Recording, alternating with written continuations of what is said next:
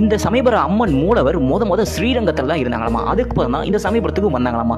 இந்த கோயிலோட வரலாறு பற்றி தான் இந்த வீடியோவில் பார்க்க போகிறோம். நமக்காக சாப்பிடாம ஒரு சாமி ஒன்றா வரதான் இருக்காமா. அந்த சாமி பற்றி உங்களுக்கு தெரியுமா? இதுதான் சமயபுர மாரியம்மன் வரலாறு.